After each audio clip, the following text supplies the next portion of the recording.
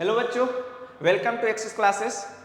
हम लोग आज पढ़ने वाले हैं 12th का एक चैप्टर है फंक्शन, है ना। फंक्शन आप लोग पढ़ चुके होंगे ऑलरेडी। सेट एंड रिलेशन के बारे में एंड फंक्शन जो बेसिक्स था 11th में भी सेट्स तो कंप्लीट हुआ था। रिलेशन एंड फंक्शन का बेसिक्स हम लोग वहां पढ़ चुके हैं, है ना, 11th में। हम लोग उसके आगे आज कंटिन्यू करने वाले, बट फंक्शन में हम लोग बेसिक्स से ही चलेंगे। तो अगर आप लोग का 11th में फंक्शन छूट भी गया होगा तो कोई दिक्कत नहीं, हम लोग यहाँ से एक एक करके सीखते चलेंगे, है ना। तो लेट्स स्टार्ट। हम लोग स्टार्ट करेंगे। सबसे पहले तो हेडिंग आप लोग भी अपने कॉपी में नोट्स बना लीजिएगा। और हेडिंग सबसे पहला फंक्शन। उसके बाद सबसे पहला अगर हम लोग फंक्शन पढ़ रहे हैं तो माइंड में तो यही आएगा ना कि फंक्शन होता क्या है। आई नो कि आप लोग जानते होंगे, अगर आप लोग 11th में पढ़े होंगे अच्छे से तो आप लोग को पता होगा कि फंक्शन क्या होता है। तो फंक्शन एक रिलेशन का क्या होता है, स्पेशल टाइप होता है। कोई भी रिलेशन आप लोग को पता है कि रिलेशन क्या होता है। रिलेशन सबसेट होता है किसका, ए क्रॉस बी का। यानी कि अगर हम लोग कोई डिफाइन किए सेट ए से सेट बी पे, तो हमारा सेट ए से सेट बी पे डिफाइन किए तो रिलेशन क्या होता है, सबसेट होता है किसका, सबसेट होता है A Cartesian product of A and B का। क्या होता है, ये रिलेशन सबसेट होता है। बट यही रिलेशन में से कोई रिलेशन जो होगा ना, कोई फंक्शन, वो फंक्शन कहलाएगा। कब फंक्शन कहलाएगा भाई, तो एक उसका एक स्पेशल कंडीशन है, उस पर कंडीशन अप्लाई है ना, कि a relation is said to be a function. Function कहलाएगा if each element of A has unique image in B. कहने का मतलब हुआ कि मान लो कि कोई रिलेशन हमारा आर जो है सेट ए से सेट बी पे डिफाइन है। मान लिए कि कोई रिलेशन हमारा आर जो है वो सेट ए से सेट बी पे डिफाइन है, तो ये रिलेशन हमारा फंक्शन कहलाएगा कब, जब सेट ए का ईच एलिमेंट का यूनिक इमेज होना चाहिए बी में। अब यहाँ पे थोड़ा सा ये तो डेफिनेशन है बुक वाला, समझना है नॉर्मली। अगर नॉर्मली याद रखना है इसको या समझना है तो सिंपल सा है कि अगर हम कोई फंक्शन डिफाइन करेंगे ए से बी पे ना, कोई रिलेशन डिफाइन किए ए से बी पे, तो वो रिलेशन फंक्शन कहलाएगा कब, जब ए का सारे एलिमेंट्स, जितने भी ए में एलिमेंट्स होंगे सबका इमेज मिलना चाहिए। ये पहला केस। और दूसरा केस क्या है कि सबका सिर्फ और सिर्फ एक ही इमेज मिलना चाहिए, किसमें, बी में। उसी को हम लोग क्या किए, ये एक डेफिनेशन में उसको हम लोग नॉर्मली याद कर सकते हैं कि सिंपल सा कोई रिलेशन फंक्शन कहलाएगा कब, जब इसका सारे एलिमेंट्स का इसमें इमेज हो और सबका एक एक इमेज हो। कोई भी एलिमेंट्स ऐसा नहीं मिलना चाहिए इसमें जिसका एक से ज्यादा इमेज हो, ठीक है ना। तो उस रिलेशन को हम लोग क्या बोलते हैं, फंक्शन बोलते हैं। आप लोग डेफिनेशन से भी समझ सकते हैं इसको। सेम वही चीज कह रहा है कि फंक्शन कहलाएगा सेट ए से बी सेट बी में कब, जब each element of A has unique image in B. यानी कि सारे ईच एलिमेंट मतलब सबका इमेज मिलना चाहिए और क्या होना चाहिए, यूनिक इमेज होना चाहिए। सिंपल सा है डेफिनेशन। अब इसको डिनोट कैसे करते हैं, तो फंक्शन एक डिफाइन किया ए से बी में, इसी को हम लोग क्या पढ़ते क्या है हम लोग, f is a function from A to B. इसी को दूसरा नाम भी कहते हैं कि फंक्शन f जो है मैप्स करता है कहां से, फ्रॉम ए टू बी पे। मैपिंग है, function is just like a mapping. यानी सेट ए का एलिमेंट किसी पे इमेज बना रहा तो एक मैपिंग ऐसे, इस तरह से एरो से हम लोग मैपिंग बनाते हैं, है ना। ये तो डेफिनेशन है, आप लोग को पता होगा। हम लोग आगे बढ़ते हैं। अब इस कोई रिलेशन हमारा फंक्शन होगा, इसको समझते हैं एक एग्जांपल से। देखो यहां पे देखो तो दिया हुआ है कि लेट ए हमारा सेट है -1 0 1, 3 एलिमेंट्स का एक सेट है। बी है हमारा 0 1 2, ये भी 3 एलिमेंट्स का सेट है। तो सबसे पहले Cartesian product of A and B, दोनों का कार्टेशियन प्रोडक्ट लेंगे तो इसमें कितने एलिमेंट्स आएंगे, 3 और 3, 3 इंटू 3 9 एलिमेंट्स आने चाहिए। तो देख लो इसमें 9 एलिमेंट्स होंगे, सारे के सारे -1 का तीनों के साथ होगा, 0 का तीनों के साथ होगा, फिर 1 के तीनों के साथ होगा। तो ये कार्टेशियन प्रोडक्ट तो आपको आता है निकालना। अब नाउ हम लोग एक फंक्शन डिफाइन किए कहां से, सेट ए से बी में, सच दैट कि एफ एक्स इक्वल टू क्या होना चाहिए, एक्स स्क्वायर होना चाहिए। यहां पे समझना कि f x equal to x square हमारा फंक्शन क्या है, एफ एक्स जो है ये डिफाइन किया है क्या कि एक्स स्क्वायर। एफ एक्स को हम लोग वाई भी लिखते हैं, वाई इक्वल टू क्या हो गया, एक्स स्क्वायर। यानी इनपुट हम लोग को पता है कहां से, सेट ए से बी में डिफाइन है। इनपुट सेट ए से रखना है, आउटपुट किस में मिलेगा, सेट बी में मिलेगा, है ना। तो हम अगर x की वैल्यू क्या क्या ले सकते हैं, मैक्स 3 वैल्यू ले सकते हैं, -1 और 0 और 1, 3 ही वैल्यू ले सकते हैं। अगर मैं x की वैल्यू -1 लिया तो उसके करस्पॉन्डिंग वैल्यू कितना आएगा y का, 1। जब x हमारा कितना था, -1, उसके करस्पॉन्डिंग y की वैल्यू 1। जब x की वैल्यू मैंने 0 लिया तो y की वैल्यू कितना आएगा, 0 आएगा। जब x की वैल्यू मैंने 1 लिया तो उसके करस्पॉन्डिंग y की वैल्यू कितना आ जाएगा, 1 आ जाएगा। सिंपल सा है ना। यहां से अगर हम पेयर बनाए, ऑर्डर पेयर क्या आ जाएगा, -1, फिर आ जाएगा कितना, 0, 0 और फिर आ जाएगा 1, 1। अब ये फंक्शन का एलिमेंट्स है। इस फंक्शन, ये जो हम फंक्शन डिफाइंड किए तो इसके अंदर एलिमेंट्स कौन कौन से हो गए, ये 3 एलिमेंट्स हो गया। अब ये फंक्शन है कि नहीं है, तो रूल क्या कहता है कि सेट ए के एलिमेंट्स का सबका इमेज मिलना चाहिए। तो मिल रहा है, -1 का भी मिल रहा है, 0 का भी मिल रहा है और 1 का भी मिल रहा है। अब कहता है कि सबका सिर्फ और सिर्फ एक इमेज मिलना चाहिए। तो यहां से देखो, -1 का सिर्फ 1 है और -1 का कहीं इमेज है नहीं है ना, 1 के अलावा और कोई इमेज नहीं है। तो -1 का सिर्फ एक इमेज मिला, क्या, 1। 0 का भी सिर्फ एक इमेज मिला, क्या, 0। और 1 का भी सिर्फ एक मिला, क्या, 1। ये अलग बात है कि -1 और 1 दोनों का सेम इमेज है, बट हम लोग का क्या कहना है कि -1 या कोई भी एलिमेंट इसका लिए तो उसका सिर्फ और सिर्फ एक इमेज होना चाहिए। तो देख लो ना, -1 का कहीं पे भी देखो 2 इमेज है, -1 सिर्फ 1 पे जा रहा है और कहीं पे जा रहा है, नहीं जा रहा है। 0 सिर्फ 0 पे जा रहा है, उसके अलावा कहीं नहीं जा रहा है। 1 देखो सिर्फ 1 पे जा रहा है और कहीं नहीं जा रहा है।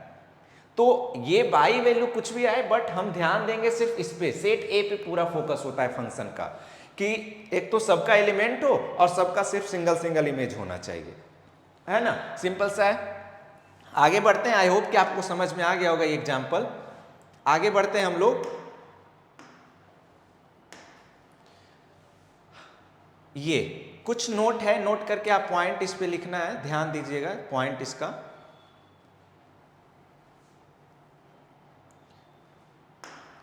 नोट, सबसे पहला क्या कहता है कि a relation will be a function if and only if. वही डेफिनेशन है, उसको नोट फॉर्म में पॉइंट वाइज में लिख दिया गया। तो देखो सबसे पहला क्या, x must be able to x must be able to take each and every value of a and one value of x must be related to one and only one value of set b। जो हम लोग function का definition पढ़े उसी को note करके दो अलग अलग पॉइंट से डिफाइन कर दिया। अब आते हैं मैपिंग पे। अभी हम लोग पढ़े थे, बोले थे ना कि function is just like a mapping. तो मैपिंग का मतलब हुआ कि देखो यहां से तो समझ में आएगा कि 1 का इमेज कहाँ मिल रहा है, ए पे, फिर 1 का इमेज मिल रहा है बी पे। तो हमें इसमें से देखो check which of this present function from set A to set B. अब ये 4 मैपिंग दिया, 4 अलग अलग का रिलेशन दिया हुआ है। अब इसमें से कौन सी मैपिंग है जो फंक्शन होगा, तो यहां से ध्यान दो, हम लोग देखते हैं किस पे फोकस रहेगा, इस सेट पे फोकस रहेगा, सेट ए पे, है ना। कहां से डिफाइन कर रहे हैं, सेट ए से सेट बी पे डिफाइन कर रहे हैं हम लोग, तो इस पे फोकस रहेगा। सबसे पहला काम क्या करना है, देखना है कि सबका इमेज मिल रहा है कि नहीं मिल रहा है। हाँ भाई, 1 का मिल रहा है, 2 का मिल रहा है, 3 का मिल रहा है। पहला पॉइंट तो हो गया, ये जो हमारा पहला पॉइंट है ये तो सेटिस्फाई कर गया। दूसरा पॉइंट, अब एक साथ दोनों सेटिस्फाई करना चाहिए, फंक्शन होने के लिए दोनों एक साथ सेटिस्फाई करना चाहिए।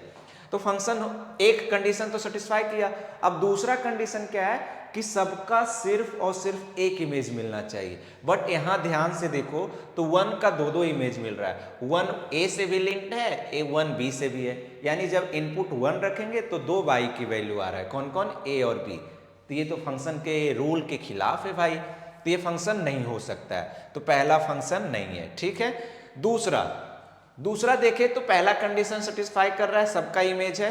दूसरा कंडीशन क्या है, सबका एक एक इमेज होना चाहिए, तो 1 का ए है, 2 का ए है, 3 का बी है, 4 का सी है। सबका सिर्फ और सिर्फ एक है। देखो 1 कहीं दूसरे पे जा रहा है, नहीं, 1 अकेले ए पे जा रहा है, 2 भी ए पे जा रहा है, तो ये फंक्शन होगा। ये अलग बात है कि ये दोनों का सेम इमेज है, ये अलग चीज है, बट हमारा क्या कंडीशन है कि सबका इमेज होना चाहिए और सबका सिर्फ और सिर्फ एक होना चाहिए। तो देख लो सबका सिर्फ और सिर्फ क्या, एक इमेज है, तो ये तो फंक्शन हो जाएगा। थर्ड भी देखो, थर्ड में ये फंक्शन नहीं है, क्यों, क्योंकि पहला ही कंडीशन सेटिस्फाई नहीं कर रहा है, 4 का यहाँ इमेज ही नहीं मिल रहा है, तो इसका मतलब ये फंक्शन तो बिल्कुल नहीं होगा। यहां से देखो फोर्थ वाला, फोर्थ में क्या कहता है, सबका इमेज होना चाहिए, तो है सबका, और सबका देखो सिंगल, इधर वाले पे ध्यान नहीं देना है कि कौन किस पे छूट रहा है, क्या हो रहा है, उस पे मतलब ही नहीं, हम पूरा फोकस इस पे करते हैं, तो ये भी क्या है, हमारा फंक्शन हो जाएगा। सिंपल सा है ना। आगे बढ़ते हैं हम लोग। अब क्वेश्चन 1 दिया हुआ है कि a relation R is defined from n to n यानी कि हमारा एक रिलेशन डिफाइन किया गया है, कहाँ से कहाँ डिफाइन किया गया है, n to n, natural number से नेचुरल नंबर पे डिफाइन किया है। यानी सेट ए भी नेचुरल नंबर है, सेट बी भी नेचुरल नंबर है ना, सच दैट कि r इक्वल टू इस रिलेशन को सेटिस्फाई कर रहा है, जहां a comma B belongs to natural number, ये दोनों के दोनों कहां से लेंगे, नेचुरल नंबर से लेंगे। तो कह रहा है कि is R a function from n to n, justify your answer. ये हमारा जो रिलेशन दिया, क्या ये फंक्शन है या नहीं है। फंक्शन होने के लिए सेम टू सेम वही कंडीशन कि सबसे पहले तो नेचुरल नंबर हम कुछ भी रखेंगे a और b, a भी नेचुरल नंबर लेना और b भी नेचुरल नंबर लेना, इतना ध्यान रखना। हम कुछ भी लेते हैं, मान लो 1,2 लिया, 2,3 लिया, 3,4, कुछ भी लो a और b, तो जब मल्टीप्लाई करेंगे तो दो नेचुरल नंबर का मल्टीप्लिकेशन भी नेचुरल नंबर आता है, फिर उसका एडिशन भी नेचुरल नंबर आता है। तो इतना तो कंफर्म है कि इमेज तो सबका मिलेगा, चाहे हम n से a और b कुछ भी ले तो इमेज कुछ ना कुछ तो जरूर मिलेगा। और इमेज कैसे मिलेगा, सपोज मान लो कि मैंने लिया a की वैल्यू 1 और b की वैल्यू 2, दोनों नेचुरल नंबर ही लेना है, तो इस ऑर्डर पेयर में एलिमेंट्स कैसा बनेगा, a इंटू बी है तो यानी कि 2, और फिर a प्लस बी यानी कि 3। तो 2 का इमेज किस पे चला गया, 2 का इमेज गया किस पे, 3 पे गया। इस तरह से हम लोग a और b अलग अलग नेचुरल नंबर लेंगे तो इमेज इतना तो गारंटी है कि 2 का प्रोडक्ट भी नेचुरल नंबर और 2 का सम, 2 नेचुरल नंबर का सम भी नेचुरल नंबर आएगा। तो कोई भी नेचुरल नंबर लेंगे उसका इमेज नेचुरल नंबर पे जाएगा ही जाएगा। तो पहला कंडीशन सेटिस्फाई। अब दूसरा कंडीशन कहता है कि क्या हमारा इसमें सबका यूनिक इमेज मिल रहा है कि अलग अलग मिल रहा है, इस पे ध्यान देना, ठीक है। अगर सपोज मान लो कि एक एग्जांपल और लेता हूं मैं यहां से, मान लो कि a कॉमा बी, जो a इंटू बी जो हमारा है 16 है, कुछ भी ले लेते हैं 16, 8, 9, 12 जो मन करे ले ले, यानी दो नेचुरल नंबर a और b ऐसा लिया कि मान लो दोनों का प्रोडक्ट कितना आया, 16 आया, a और b कुछ भी हो सकता है। अब बताओ 16 किसका किसका प्रोडक्ट है, यानी हम a के जगह पे अगर 2 लिए, b के जगह पे 8 लिए तब भी प्रोडक्ट 16। अगर मैंने लिया 4 a के जगह पे और b के जगह पे भी 4, दोनों सेम लिया तब भी देखो प्रोडक्ट 16, a b का वैल्यू 16 लिया तो ये a और b ये हो सकता है, a और b ये हो सकता है, और क्या हो सकता है 16 इंटू 1 हो सकता है। हमारा पेयर इस तरह से a और b ले सकते हैं, है ना। अब इमेज कैसा बनता है, अगर मैं a2 लूँ 8 और b 8 लिया तो इमेज क्या मिल रहा है, a प्लस बी, यानी ये किस पे जा रहा है तो 2 प्लस 8 यानी कि 10 पे जा रहा है। यहां से देखो तो ये किस पे जा रहा है, 4 प्लस 4 8 पे जा रहा है, और यहां से अगर देखो तो 16 प्लस 1 किस पे जा रहा है, 17 पे जा रहा है। अब यहां से पता चलेगा कि हम इनपुट क्या दिए 16, यानी x की वैल्यू हमारा क्या हुआ 16, तो y की वैल्यू देखो तुम 16 ही किस पे जा रहा है 10 पे, 16 ही जा रहा है 8 पे, और 16 ही जा रहा है हमारा 17 पे, यानी नहीं दिख रहा है एक ही एलिमेंट का तीन तीन इमेज मिल रहा है, तो ये तो फंक्शन होता ही नहीं है, एक एलिमेंट्स का सिर्फ और सिर्फ एक इमेज होना चाहिए, तो इसलिए ये जो रिलेशन है हमारा वो फंक्शन नहीं है, ठीक है ना। आसान सा था, हम लोग आगे बढ़ते हैं। अब दूसरा चीज दिया हुआ है, इसको एज अ रिजल्ट भी याद कर सकते हो कि कह रहा है set A has m distinct elements and set B has n distinct elements, then how many different mapping from set A to set B can be form. Set A से सेट B में कितने mapping बन सकता है, एक set A लिया और एक सेट B लिया, इसमें एलिमेंट्स कितने हैं, सेट A में m एलिमेंट्स हैं और सेट B में कितने एलिमेंट्स हैं, n है। मान लो कि इसको लिया x1, x2, x3 dot dot dot xm तक, और इसमें ले लिया मान लो कि मैं y1, y2, y3 dot dot कहाँ तक, yn तक, है ना। तो इस कितने मैपिंग बन सकते हैं, तो अगर ध्यान से देखो ना तो ये एक एलिमेंट्स जो है इसके पास ऑप्शन कितने, कितने पे इमेज बना सकता है एक बार में, एक बार में तो एक ही बनाएगा, लेकिन अलग अलग ऑप्शंस उसके पास कितने हैं, या तो इसके पास, या तो इसके पास, या तो किसी एक के पास भी जा सकता है। यानी x1 के पास कितने ऑप्शन है, हमारे पास n ऑप्शन है, इनटू, अब चूंकि मैपिंग जब करेंगे तो सबका एक साथ इमेज मिलना चाहिए, तो इसके पास हमारे पास x1 n ऑप्शन था, x2 के पास भी n ऑप्शन है। ऐसा नहीं है कि मान लो x1 इससे लिंक हो गया तो x2 अब इससे नहीं हो सकता, x2 भी इस पे जा सकता है। तो x2 के पास भी कितने ऑप्शन है? n ऑप्शन है।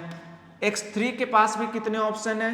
n ऑप्शन है। इस तरह से देखो ना, तो हमारे ये xm जो आएगा उसके पास भी कितने ऑप्शन है? n ऑप्शन है। ये कितने एलिमेंट्स हैं? जितने इसमें एलिमेंट्स होंगे, इसमें m एलिमेंट्स है तो ये m टाइम्स होगा, यानी इसका मल्टीप्लीकेशन देखो तो क्या होगा? n to the power m। यानी इतने मैपिंग बनेंगे कहां से? सेट ए से सेट बी में, है ना। आसान सा है, आगे बढ़ते हैं हम लोग। नोट करके कुछ पॉइंट्स है, कुछ इंफॉर्मेशन है, जरूरी है, आप लोग इसको ध्यान रखिएगा। पहला कहता है कि if a vertical line cuts a given graph at more than one point then it can not be graph of a function. इसका मतलब इसको हम लोग बोलते हैं वर्टिकल लाइन टेस्ट भी। अगर हमारे पास कोई फंक्शन हो, अगर हम उसका ग्राफ ड्रॉ करना जानते हो तो हम ग्राफ से भी पता लगा सकते हैं कि वो जो रिलेशन दिया, यानी y और x में जो रिलेशन है वो फंक्शन होगा कि नहीं होगा। सिंपल सा है, मैं इसका देखो एक एग्जांपल लेता हूं। यहाँ पे एक मैं ग्राफ लिया इस तरह से, ये किसका होता है? आप लोग जानते होंगे पैराबोला है, y square equal to x square, है ना। और दूसरा मैं लिया, ये होता है y square equal to x का, या फिर y इक्वल टू ये 4, ये क्या होता है? X square equal to 4a/, ये होता है x equal to 4a/, sorry ये होता है हमारा y square equal to 4ax, और ये होता है हमारा x square equal to 4ay। ठीक है, ये दो पैराबोला है हमारा। तो चेक करना है कि ये जो रिलेशन दिया x और y में ये हमारा फंक्शन है कि नहीं है। तो आता है ग्राफ से अगर चेक करना हो ना तो हम उसको वर्टिकल लाइन टेस्ट, एक वर्टिकल लाइन ड्रॉ करते हैं, यानी कि a line parallel to y axis. A line parallel to y axis हम लोग ड्रॉ करेंगे, कहीं से भी ड्रॉ करेंगे। तो अगर वो देखो ग्राफ को सिर्फ और सिर्फ एक पॉइंट पे कट कर रहा है, अगर कोई भी लाइन देख लो, कोई भी वर्टिकल लाइन ड्रॉ करो तो वो ग्राफ को सिर्फ एक पॉइंट पे कट कर रहा है, इसका मतलब ये होता है ना कि एक x की वैल्यू के करस्पॉन्डिंग सिर्फ एक ही y की वैल्यू मिलेगा, इस x के करस्पॉन्डिंग सिर्फ एक ही y की वैल्यू मिलेगा। यानी कि जो फंक्शन का कंडीशन होता है कि सबका यूनिक इमेज मिलना चाहिए, वो यहाँ पे सेटिस्फाई होता है। तो यानी कि वर्टिकल लाइन टेस्ट में अगर कोई वर्टिकल लाइन ग्राफ को सिर्फ एक पॉइंट पे कट करे तो वो फंक्शन होगा, अगर एक से ज्यादा पॉइंट पे कट करे तो वो फंक्शन नहीं होगा। जैसे कि मान लो ये मैंने ड्रॉ किया, तो यहाँ देखो इस x के करस्पॉन्डिंग ये इमेज मिल रहा है और इसी x के करस्पॉन्डिंग ये इमेज मिल रहा है। यानी मेरा अगर x1 है तो इसके करस्पॉन्डिंग इधर y1 और y2 दो मिल रहा है, यानी x1 दो पे इमेज जा रहा है, y1 पे भी और y2 पे भी, जो कि फंक्शन नहीं हो सकता है ना। और ऐसे भी अगर ध्यान से देखो ना तो यहाँ से जब y इक्वल टू लिखेंगे तो ये प्लस माइनस √4ax होता है। अब ये प्लस माइनस बताता है कि x की वैल्यू हम कुछ भी रखेंगे तो y की दो वैल्यू मिलेगा, अब y की दो वैल्यू मिलेगा तो वो फंक्शन नहीं होगा, सिंपल सा है ना। ये हो गया पहला नोट, वर्टिकल लाइन टेस्ट इसको बोलते हैं। ठीक है, दूसरा पॉइंट देखो नोट कि every function is a relation but every relation is not necessarily a function. ये तो है ही, हम लोग पढ़े अभी कि फंक्शन जो होता है रिलेशन का ही क्या होता है? स्पेशल केस होता है। तो कोई भी रिलेशन हमारा जो है वो फंक्शन हो सकता है या नहीं हो सकता, वो डिपेंड करता है कंडीशन पे, जो फंक्शन का कंडीशन होता है। तो यानी सिंपल सा है कि रिलेशन थोड़ा सा बड़ा ज़्यादा है और फंक्शन उसके अंदर आता है। तो एवरी फंक्शन, अब फंक्शन भी क्या एक रिलेशन ही है, तो सारे फंक्शन तो रिलेशन होंगे बट सारे रिलेशन फंक्शन नहीं होंगे, मे भी कुछ होंगे कुछ नहीं होंगे। ठीक है, अब दो टर्म्स यहाँ से आता है, एक्सप्लिसिट फंक्शन और इम्प्लिसिट फंक्शन आता है ना। तो एक्सप्लिसिट फंक्शन सिंपल सा है, ये डेफिनेशन है, ये यूज आता है वर्ड्स। तो इसका डेफिनेशन क्या होता है कि कोई भी फंक्शन को हम अगर y को x के टर्म्स में लिख पा रहे हैं, y को अलग कर दे रहे हैं और x को अलग कर दे रहे हैं, यानी y equal to f of x के फंक्शन में अगर लिख पा रहे हैं तो उसको बोलते हैं एक्सप्लिसिट फंक्शन। और अगर हम ऐसा नहीं कर पा रहे हैं, यानी y को x के टर्म्स में नहीं लेके जा पा रहे हैं, नहीं लिख पा रहे हैं, अलग नहीं कर पा रहे हैं, तो उसको बोलते हैं इम्प्लिसिट फंक्शन। तो एक्सप्लिसिट फंक्शन का एग्जाम्पल देखो, y equal to 2x plus 3, या फिर देखो y द फंक्शन ऑफ सबके सब x हैं, y इक्वल टू इधर देखो सबके सब x हैं। बट इम्प्लिसिट फंक्शन में ध्यान से देखो तो यहाँ पे है x plus y equal to sine of x y. हम यहाँ से चाह के भी अलग अलग नहीं कर सकते हैं, x को नहीं अलग कर सकते हैं, मतलब बाई को एक तरफ और एक्स को एक तरफ नहीं कर पाएंगे। यहां से भी होगा ना तो x y equal to sine inverse of x plus y, वो साइन इनवर्स के अंदर चला गया एक्स प्लस वाई, अब उसको बाई वहां से हटा ही नहीं सकते हैं। सेम यहां से भी हम यहां से बाई को एक्स के टर्म्स में नहीं लिख सकते हैं, कितना भी चाह लो अलग करने की कोशिश करो, बाई अलग और एक्स अलग नहीं कर पाएंगे। तो इस तरह के अगर फंक्शन हो तो उसको हम लोग इम्प्लिसिट कहते हैं, और जिसको हम एक्स के टर्म्स में लिख सकते हैं कंप्लीटली, उसको हम लोग क्या बोलते हैं, एक्सप्लिसिट फंक्शन बोलते हैं। सिंपल सा है ना। आगे बढ़ता हूं मैं। अब आता है domain, codomain and range of a function. Simple सा है, आप लोग 11th में पढ़े हैं। तो डोमेन क्या होता है, अगर कोई फंक्शन हमारा डिफाइन हो कहां से कहां, सेट ए से सेट बी पे, हम कोई फंक्शन को डिफाइन किए सेट ए से सेट बी पे, तो डोमेन क्या होगा, तो set of all elements of A, यानी ए के जितने भी एलिमेंट्स होंगे ना वो डोमेन कहलाएगा। फिर आता है क्या, कोडोमेन। कोडोमेन होता है हमारा set of all elements of B is called codomain. And range क्या होता है, range is the subset of codomain, यानी कि सेट ए का जिस बी के जिस एलिमेंट पे इमेज बनाएगा सिर्फ वही इमेज की वैल्यू जो होती है वो रेंज होता है, यानी रेंज जो होता है वो कोडोमेन का सबसेट होता है ना। तो देख लो डेफिनेशन यहाँ पे दिया हुआ कि set A is known as domain of and the set B is known as codomain of f. ठीक है। दूसरा, set of image of different element of set A is called range of the function, यानी set A के जितने भी elements है उसका जो इमेज आएगा वो सारे कलेक्शन जो हम लेंगे वो क्या कहलाएगा, रेंज कहलाएगा। फिर नोट करके ध्यान से देखो तो क्या है कि it should be noted that range is subset of codomain. सही बात है, यानी रेंज जो होगा इसका क्या होगा, सबसेट होगा।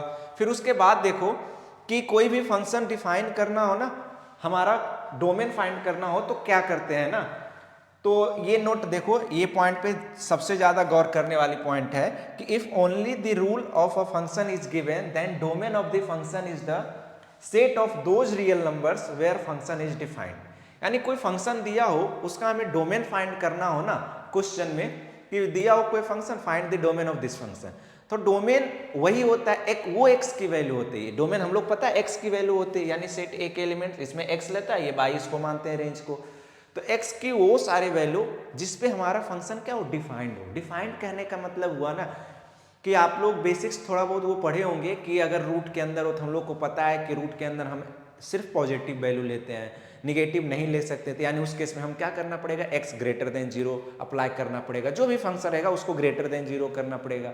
अगर डिनोमिनेटर में हो तो वहाँ भी हम ध्यान रखते हैं वो x की वैल्यू नहीं लेंगे जिसपे वो 0 हो जा रहा है, क्योंकि डिनोमिनेटर में 0 क्या होता है, अनडिफाइंड होता है। फिर जब लॉग पढ़ते हैं तो लॉग के अंदर भी हम लोग को पता है कि x जो लेते हैं लॉग x, तो x की वैल्यू हम पॉजिटिव लेते हैं, तो डिफाइन कर रहे हैं ना, यानी x को हम रिस्ट्रिक्ट कर रहे हैं, रोक रहे हैं, एक लिमिट, एक लिमिटेशन उसको दे रहे हैं, बाउंड्री कर रहा हूं मैं, उसको बांध रहा हूं कि इससे ज्यादा नहीं लिख सकते। अब वो कैसे बांधते हैं कि वो डिपेंड करता है कि कोई फंक्शन डिफाइन है कि नहीं है, किस x की वैल्यू के लिए डिफाइन है और किस पे नहीं है। सिंपल सा है ना। तो ये अगर आप लोग को पता होगा ना, डिफाइन करने आ गया कि ये फंक्शन कहाँ डिफाइन होगा और कहाँ नहीं होगा, तो हम डोमेन आसानी से फाइंड कर लेंगे। ठीक है, ओके, आगे बढ़ता हूं मैं। अब यहां देखो, rule for finding the domain, ये सबसे ज्यादा जरूरी है, ये सारे पॉइंट्स को आप लोग अच्छे से देखिएगा ध्यान से। सबसे पहला तो क्या, एक्सप्रेशन अंडर इवन रूट्स, यानी that is square root, fourth root, etc, कोई भी स्क्वायर रूट के अंदर हो, जैसे कि इसके अंदर हमारा दिया हो एक्स स्क्वायर माइनस 4, या फिर फोर्थ रूट ऑफ, इस तरह से fourth root of x plus 5, तो इसको हम डिफाइन करने के लिए हम लोग को पता है कि इसको क्या करना पड़ेगा, ग्रेटर देन इक्वल टू 0 करना पड़ेगा। इसको क्या करना पड़ेगा, ग्रेटर देन इक्वल टू 0। ये पहला रूल है, रूट के अंदर हमारा क्या होता है, पॉजिटिव होता है। दूसरा रूल वही है कि डिनोमिनेटर क्या होना चाहिए, नॉट इक्वल टू 0। अब देखेंगे कि जैसे कि मान लो कि यहाँ फंक्शन कोई दिया हुआ है इस तरह से, यहाँ मान लो कि x प्लस 5 है और नीचे मान ली x माइनस 3 है, इस तरह से फंक्शन डिफाइंड है, तो यहाँ x की वैल्यू क्या क्या ले सकते हैं, हम x की सारा वैल्यू ले सकते हैं, सिर्फ एक वैल्यू नहीं लेंगे, कौन सा, जहां पे ये 0 हो रहा होगा, यानी x की वैल्यू हम यहाँ पे हम लोग डिफाइन करते हैं नॉट इक्वल टू 0, यानी x की वैल्यू क्या नहीं ले सकते, x नॉट इक्वल टू 3, यानी 3 सिर्फ नहीं लेंगे, बाकी कोई भी वैल्यू ले सकते हैं ना, क्योंकि 3 पे डिनोमिनेटर 0 आ जाएगा तो ये अनडिफाइंड हो जाएगा। सिंपल सा है ना। आगे बढ़ता हूं मैं, दूसरा पॉइंट हो गया तीसरा पॉइंट है अलजेब्रा ऑफ फंक्शन। हम लोग पढ़ते हैं कि दो फंक्शन का सम हो या तीन फंक्शन का सम हो तो उसका डोमेन कैसे फाइंड करेंगे हम लोग। तो सबसे अच्छा सा आसान सा मेथड होता है कि हम लोग एक एक करके सबका डोमेन फाइंड कर लेते हैं, फिर सबका कॉमन जो होता है ना एक्स की वैल्यू यानी इंटरसेक्शन सबका ले लेंगे, वो कहलाएगा डोमेन ऑफ द फंक्शन। मान लो कि suppose y equal to f x and y equal to g x, जिसका डोमेन अलग अलग फंक्शन है, कोई एफ एक्स फंक्शन है कोई जी एक्स है। एफ एक्स का डोमेन मान लिए d1 है, जी एक्स का d2 है। देन डोमेन ऑफ दो, अगर दोनों को ऐड कर दे यानी दोनों फंक्शन एडिशन में हो या ऐड कर दे या सब्ट्रैक्ट कर दे या मल्टीप्लाई कर दे, तो तीनों केस में क्या करते हैं ना, दोनों का डोमेन अलग अलग निकाले सबका, और सबका क्या ले लेते हैं, इंटरसेक्शन ले लेते हैं। यहां से जो x की वैल्यू आती है ना वो होता है इस पूरे का डोमेन होता है एक साथ, क्योंकि फंक्शन हमारा पूरा एक साथ डिफाइन है ना। उसी तरह से डिवीजन में हो तो डिवीजन में भी same to same f x का अलग जी एक्स का अलग निकालेंगे और क्या लेंगे, इंटरसेक्शन लेंगे। बट केवल यहां में माइनस करना पड़ता है जहां पे ये जीरो हो रहा होगा, वो x की वैल्यू हटाना पड़ेगा जिस पे ये जीरो दे देगा, है ना, वो जो कि ऊपर हम लोग देख चुके हैं, denominator not equal to zero होना। तो ये तीन तो बेसिक्स रूल है। फिर चौथा यहां से ज्यादा इंपॉर्टेंट है, हम लोग इस पर ध्यान देंगे कि अगर for domain of h x equal to f x to the power g x हो, अब किसी के पावर में जी एक्स हो, हम लोग पढ़ते हैं एक्सपोनेंट्स एंड पावर में, तो याद करो अगर ऐसा हम लोग पढ़ते हैं ए टू द पावर एक्स, तो हम वहां लिखते हैं ना कि ए जो होना चाहिए वो ग्रेटर देन जीरो होना चाहिए, है ना।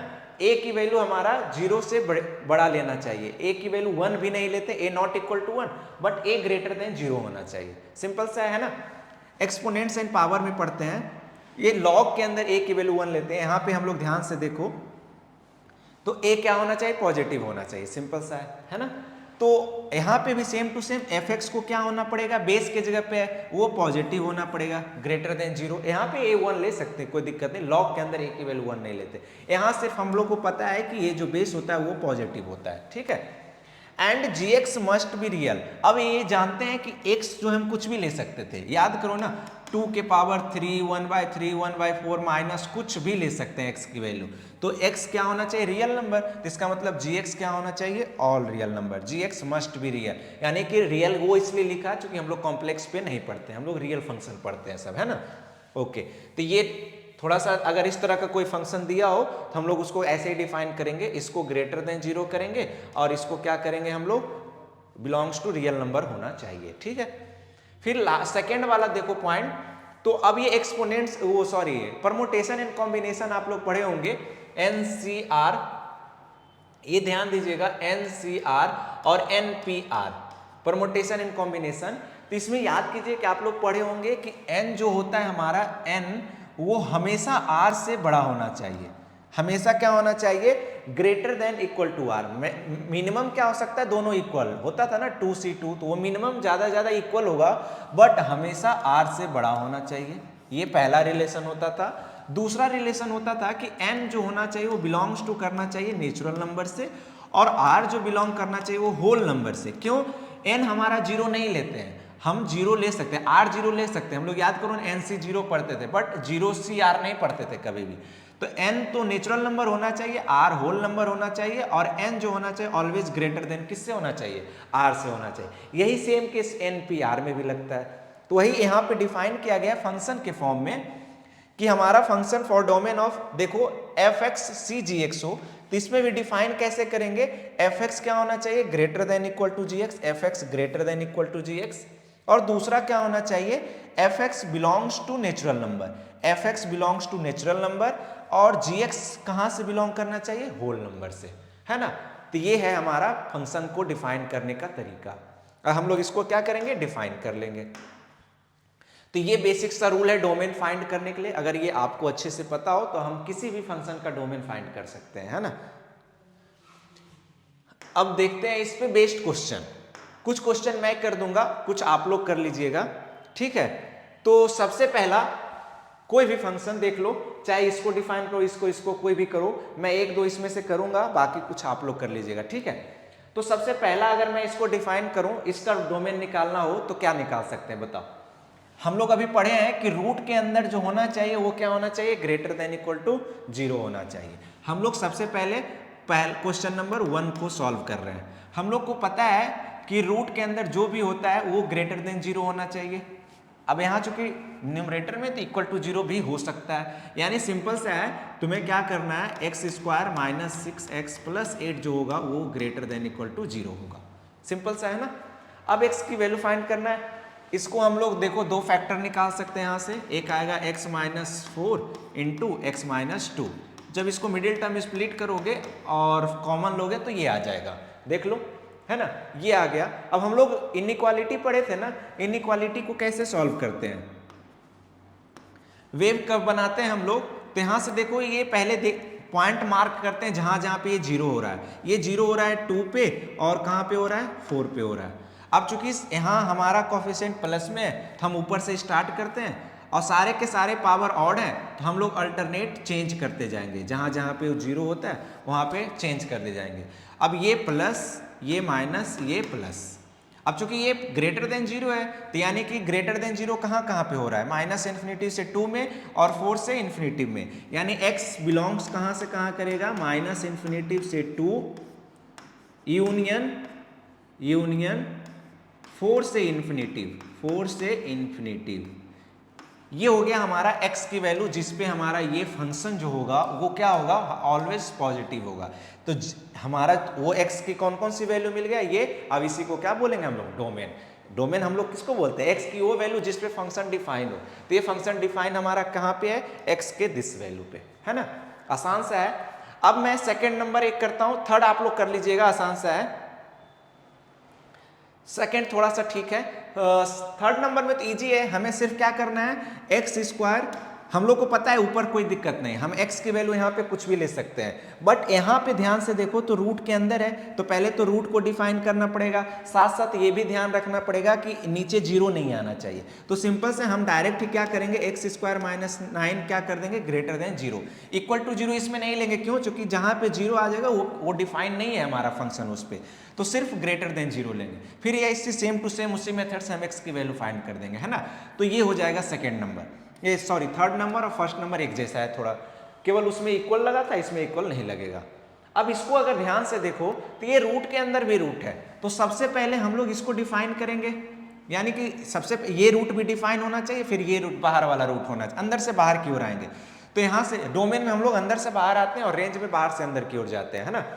तो 1 माइनस एक्स स्क्वायर, हम लोग सेकेंड नंबर देख रहे हैं, 1 माइनस एक्स स्क्वायर क्या होना चाहिए, ये वाला value greater than equal to 0 होना चाहिए। तो पहले यहाँ से x की वैल्यू फाइंड कर लें, यहाँ से x की वैल्यू फाइंड करने के लिए -1 कॉमन लो यहाँ से, तो आ जाएगा x square minus 1 greater than equal to 0, -1 से डिवाइड करेंगे तो एक्स स्क्वायर माइनस 1, निगेटिव से डिवाइड करने पे इनइक्वालिटी चेंज। अब यहाँ से देखो तो ये हो जाएगा x plus 1 into x minus 1, ये लेस देन इक्वल टू 0। इसको हम लोग कर्व पे यहाँ पे नंबर लाइन पे रिप्रेजेंट करें तो 0 कहाँ कहाँ पे दे रहा है, -1 पे और 1 पे। वेव कब बनाए हम लोग, तो ये हो जाएगा, यानी कि इधर देखो प्लस, ये माइनस, ये प्लस, चूंकि लेना कौन सा है, नेगेटिव वाला, लेस देन 0 वाला, तो नेगेटिव वाला कहाँ से कहाँ है, -1 से 1, यानी कि यहाँ पे आएगा x बिलोंग्स टू -1 से 1। हम लोग अभी इसको डिफाइन किए हैं, सिर्फ और सिर्फ इसको, यानी ये फंक्शन कहाँ से कहाँ तक डिफाइन है, सिर्फ -1 से 1 तक में ही डिफाइंड है। अगर x की वैल्यू हम लोग -1 से 1 के अलावा उसके आगे कुछ लिए तो ये फंक्शन डिफाइन नहीं होगा, है ना। तो ये अभी पहले इसका डोमेन निकला। अब तुम थोड़ा सा सोचो कि इसको डिफाइन कर देने से क्या हमारा फंक्शन डिफाइन हो गया, नहीं, अगर x के ऐसा कुछ वैल्यू आ जाए लें तो ये अगर निगेटिव हो गया तो समस्या हो जाएगा ना। तो इसका मतलब हम पहले इसको भी डिफाइन करेंगे, इसको, इस पूरे को डिफाइन करेंगे। तो उसके लिए हम लोग क्या करेंगे, देखो ये पूरा जो होगा हमारा फिर से सेम इस रूट के अंदर है, तो ये पूरा क्या होगा, ग्रेटर देन इक्वल टू 0, यानी x minus root over of 1 minus x square जो होगा वो ग्रेटर देन इक्वल टू 0 होगा, ठीक है ना। उसको उधर लेके जाओ, x greater than equal to root over of 1 minus x square, both side square कर दो तो एक्स स्क्वायर क्या आ जाएगा, greater than 1 minus x square, x square को इधर ले आओ तो ये हो जाएगा 2x स्क्वायर, और 1 को भी इधर ले आओ तो -1 ग्रेटर देन इक्वल टू 0, है ना। अब 2 से डिवाइड कर दो कॉमन लेके, तो x square minus half greater than equal to 0, ये देखो ना, तो ये है एक्स स्क्वायर माइनस ये 1/√2 का स्क्वायर है, 1/√2 का square greater than equal to 0। A square minus B square करेंगे यहाँ से तो कितना आ जाएगा, x plus 1/√2 into x minus 1/√2 आ जाएगा, और ये ग्रेटर देन इक्वल टू 0 है ना। अब फिर से इसका हम लोग एक कर्व बनाएंगे, बेबी कर्व, तो क्या हो जाएगा, यहां से ध्यान दो, तो ये पहले 0 कहां पे हो रहा है, माइनस 1/√2 पे, और ये 1/√2 पे, है ना। फिर से सेम वही मेथड, चूंकि इसमें कुछ ज़्यादा देखना नहीं है, सब पावर ऑड है, प्लस कोफिशिएंट है, कुछ ज़्यादा देखना नहीं है, तो इधर प्लस आएगा, ये माइनस आएगा, ये प्लस आएगा, और चूंकि हम लोग पॉजिटिव वाला लेना चाह रहे हैं तो यहाँ से x की वैल्यू क्या आ जाएगा, यहाँ से x की वैल्यू माइनस इन्फिनिटिव से माइनस 1/√2 क्लोज इंटरवल यूनियन 1/√2 से क्लोज ऑफ 1/√2 से इन्फिनिटी, ये आ जाएगा, है ना। तो दोनों जगह निकाल लिए, कंडीशन हम लोग लगाए हैं। ये हमारा कौन सा क्वेश्चन है, सेकंड नंबर क्वेश्चन।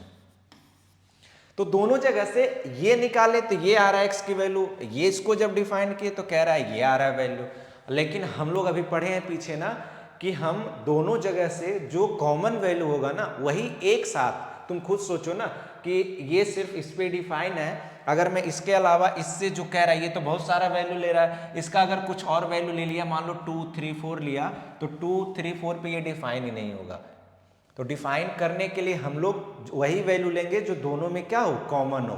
अब दोनों का कॉमन कैसे निकालेंगे, ध्यान से अगर देखो, मैं यही निकाल देता हूँ कॉमन। तो पहले तो देखो कहाँ पे है, -1, -1/√2, -1/√2, फिर उसके बाद 1/√2, और कहाँ पे 0 है, 1 पे 0 है। ये पहले तो मैं इसको पहले रिप्रेजेंट करूँ ना तो आएगा -1 से देखो 1 तक, पहला वाला ये हो गया।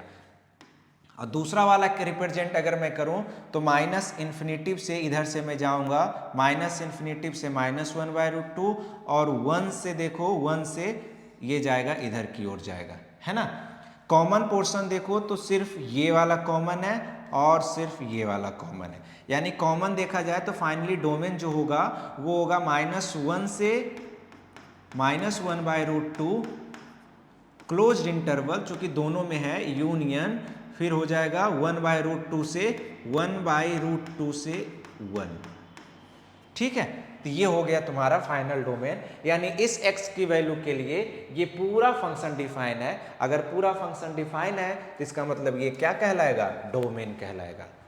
ये सिर्फ इसका डोमेन था, ये सिर्फ इसका डोमेन था, बट दोनों का जो कॉमन पोर्शन है उस पूरे फंक्शन का डोमेन है। सिंपल सा है ना। आई होप कि आप लोग को समझ में आ गया होगा ये चीजें, ठीक है। आगे बढ़ते हैं हम लोग। अब मैं थोड़ा जल्दी 2 क्वेश्चन है उसको मैं समझा देता हूँ, पूरा सॉल्व नहीं करूंगा। इसको अगर ध्यान से देखो सॉरी, f(x) = √x-9 और ये है x² 7x + 12। अब फंक्शन को डिफाइन करना है इस पूरे को, तो सबसे पहला तो रूट के अंदर देखते के साथ पता चलता है कि x-9 क्या आना चाहिए, ग्रेटर देन इक्वल टू 0 आना चाहिए। एक डिफाइन कर लिया, इसका मतलब यहाँ से x greater than equal to 9, यहाँ से x की वैल्यू मिल गया कितना, x यहाँ बिलोंग कर रहा है 9 से इन्फिनिटी, ये कर रहा है। बट दूसरा देखो तो हम लोग को पता है कि डिनोमिनेटर में 0 नहीं होना चाहिए, तो ये देखो 0 कहाँ पे हो रहा है, x² प्लस 7x प्लस 12 जो है 0 कहाँ पे होगा, तो ये 0 जो होगा वो x की वैल्यू हटा देना है इसमें से। तो ये x की वैल्यू यहाँ से क्या आएगा, अगर इसका फैक्टर निकाले ना तो x + 4 इंटू x + 3 आएगा equal to 0। Middle term split करोगे तो यही आ जाएगा, 4 + 3 7x, 4 3 = 12। तो यहाँ से x की 2 वैल्यू आया, नॉट इक्वल टू, ये हमारा क्या होना चाहिए, नॉट इक्वल टू 0, यानी कि नॉट इक्वल टू 0 लगा दिया। लिखने का तरीका, मैं इक्वल टू 0 करके 2 वैल्यू निकाल के उसमें से माइनस कर दूं, या फिर डायरेक्ट इसको नॉट इक्वल टू 0 करके हम निकालेंगे तो x की देखो 2 वैल्यू आएगा, कौन कौन आएगा, -4 और -3। ये दोनों x की वैल्यू हमें नहीं लेना है। जैसे ही -4 और -3 लेंगे डिनोमिनेटर क्या आ जाएगा, 0, और डिनोमिनेटर 0 आएगा तो ये डिफाइन नहीं होगा, तो हमें ये दोनों वैल्यू को हटा देना है, बाकी ये किसी पे भी 0 नहीं होगा। फिर ले सकते हैं। तो ये दोनों वैल्यू को हटाना है, तो हटाएंगे क्या, ये ऑलरेडी 9 से इन्फिनिटी है, दोनों कॉमन पोर्शन देखे ना तो यही वाला आ जाएगा। चूंकि इसके अंदर ये आ ही नहीं रहा तो हटाएंगे फिर क्या, नहीं ना, तो इसका डोमेन डायरेक्ट हमारा क्या आ जाएगा, 9 टू इन्फिनिटी। आसान सा है ना बेटा। आगे बढ़ते हैं हम लोग। नेक्स्ट अगर क्वेश्चन देखें, मैं पढ़ देता हूं क्वेश्चन, शायद आपको दिख नहीं रहा होगा। Log of x, log to the base कितना है, ये दिया हुआ है, लॉग दिया हुआ है, log to the base x minus 4, base हमारा x माइनस 4 है, और ऊपर जो फंक्शन किसका दिया है, log of x square minus 11x plus 24 है, ये दिया हुआ है। अब इसको तुम्हें डिफाइन करना है, डोमेन फाइंड करने के लिए हमें लॉग को डिफाइन करना है। तो लॉग आप लोग पढ़े होंगे, तो सबसे पहले बेस x माइनस 4 क्या होना चाहिए, ग्रेटर देन 0 होना चाहिए, इक्वल टू भी नहीं, सिर्फ ग्रेटर देन 0, साथ साथ x माइनस 4 जो है ये वाला वैल्यू 1 के इक्वल नहीं होना चाहिए। तो यहाँ से देखो तो x ग्रेटर देन 4 और ये देगा x नॉट इक्वल टू 5, यानी जब हम यहाँ से x की वैल्यू निकालेंगे तो कितना आ जाएगा, 4 टू इन्फिनिटी ले सकते थे, बट इसके बीच में 5 आ रहा है तो उसको हम लोग क्या करेंगे, 5 को माइनस कर देंगे। तो ये आ गया, इस पे डिफाइन कर दिया। अभी इसको डिफाइन किए बेस को, अभी इसको भी डिफाइन करना पड़ेगा। तो उसको डिफाइन करने के लिए देखो x square minus 11x plus 24 क्या होना चाहिए, ग्रेटर देन 0 होना चाहिए। यहाँ से भी अगर फैक्टर करोगे तो आएगा x minus 8 into x minus 3 greater than 0, देख लो। फिर यहाँ से देखो, यहाँ से वैल्यू 3,8, इसको बनाओ, कर्व बनाओ यहाँ से प्लस माइनस प्लस, तो x की वैल्यू यहाँ से जो आ रहा है वो देखो तो माइनस इन्फिनिटी से 3 यूनियन 8 से इन्फिनिटी आ रहा है ना। अब कॉमन पोर्शन देखो, ये कह रहा है x ग्रेटर देन 4 होना चाहिए और ये कह रहा है माइनस इन्फिनिटी से 3 यूनियन 8 से इन्फिनिटी। तो यहाँ ध्यान से अगर देखो तो ये वाला तो ऐसे ही हट जाएगा, क्योंकि ये माइनस इन्फिनिटी से 3 कह रहा है लेना है, बट ये कह रहा है नहीं लेना है, 4 से बड़ा लेना है, तो ये तो ऐसे ही नहीं आएगा। अब उसके बाद कॉमन ये 8 से इन्फिनिटी है, जो कि ये उसके अंदर आ ही नहीं रहा है। तो फाइनल जब दोनों का कॉमन ले, अगर ऐसे नहीं समझ आ रहा है ना, तो नंबर लाइन पे रिप्रेजेंट करो, जो कॉमन पोर्शन है ले लो। तो दोनों जगह से जो कॉमन लोगे तो आएगा x belongs to 8 to infinity, ये हो जाएगा हमारा फाइनल डोमेन। ठीक है, आई होप कि यहाँ तक समझ में आया होगा। हम लोग इसके आगे नेक्स्ट क्लास में पढ़ेंगे रेंज निकालना, और भी उसके आगे टाइप्स ऑफ फंक्शन पढ़ेंगे। ठीक है, आज के लिए इतना ही है, थैंक यू।